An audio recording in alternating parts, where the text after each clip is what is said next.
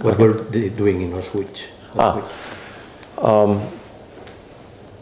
Well, that's another something else that few people know. We've been told that there was the Auschwitz concentration camp, but it was run by crazy SS people, and it was basically a racially motivated concentration and extermination camp, which in fact it was in part.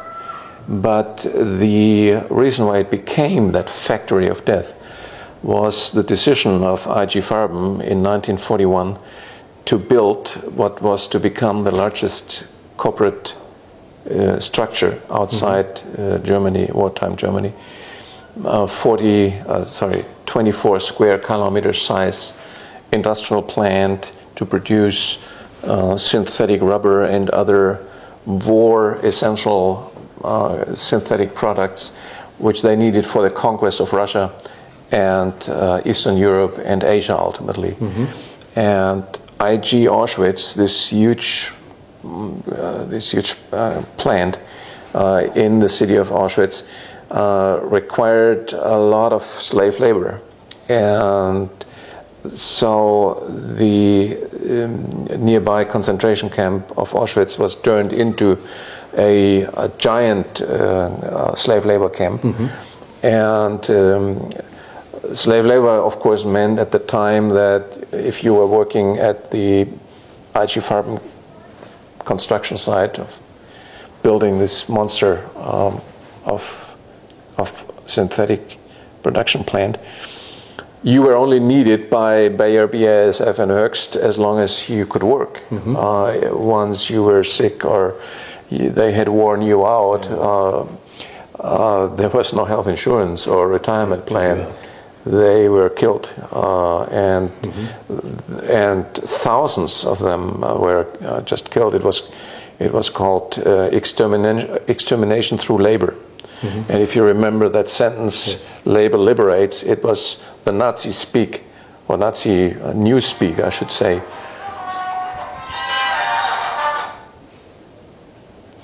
And if you remember the inscript on the concentration camp of Auschwitz, labor liberates, Arbeit macht frei. It was Nazi newspeak for exactly the opposite. It was killing, extermination through slave labor. And also the experiments, the medical experiments then were not conducted on behalf of the SS. The SS was a troop of murderers. They didn't have the intelligence to create drugs or anything commercially accessible and of any value. They were the guys who executed the commercial interests of Bayer and Höchst, mainly those two companies, who tested their drugs, patented drugs, new drugs, in Auschwitz and Buchenwald and some other smaller concentration camps in order to make them ready for the world market. And now when all that has been part of the Nuremberg War Crime Tribunals, we, at the time when we started this work, there was nothing, absolutely nothing about the tribunal from Nuremberg on the web, the tribunal from Nuremberg against IG Farben, against Bayer and BASF and Höchst, on the web. In fact, there were no books, it wasn't in printed form available either. And I got curious, I said, well, how much money do you need to spend from these companies to cover your past? Not just in the newspapers, but also in books, in the history books, in everything our children are being taught in school about the origin of World War II. And so we, our foundation, went ahead and we found quite some documents in National Archives about this trial, and we published by now about 50,000 of these records on Profit Over Life online, and there's no way that the current understanding of World War II by the general public, that it was a racially motivated war, can be upheld. There's no way. It was the second attempt of the chemical pharmaceutical cartel from Germany at world conquest based on 40,000 patents or what they had at the time, trying to impose that economic money printing machine on the world. Do you think it might be a third attempt to do it? Yeah, obviously what we see today is, going back to 1945, again what we saw is that the political and the military puppets were sentenced in Nuremberg to death or to lifetime in prison, and rightly so. But the puppeteers, the guys who actually planned this war and made it possible and hired the Nazis to implement it, they were sentenced with a few years, like for example the CEO, the chief executive of Bayer, Termier, was sentenced to 7 years in prison in 1948. In 1956, 8 years later, he was not only out of prison, he was back as the chairman of the board of Bayer again. Now, what do we learn from that? We learn from it that the interest groups had a certain continuity. And that was in 1956, exactly the year when the final documents on the Brussels EU were signed. When the German government, with Bayer being its corporate flagship, became the driving force of this Brussels EU.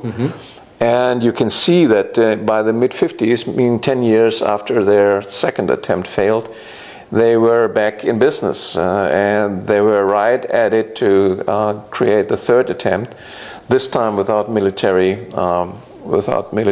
component, but by means of a heinous strategy of economic strangulation and of political coercion. At that time, 60, 70 years ago now, they knew that the day would come that Spain is in this crisis that is today, that Italy will soon be there, that Greece is in it. They knew that at that time.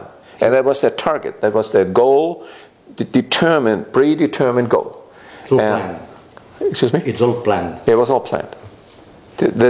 And you will see that in a few days there will be some politicians meeting in Brussels or Strasbourg and saying, oh, we should take advantage of this crisis and unite and make a political union out of Europe, or the United States of Europe.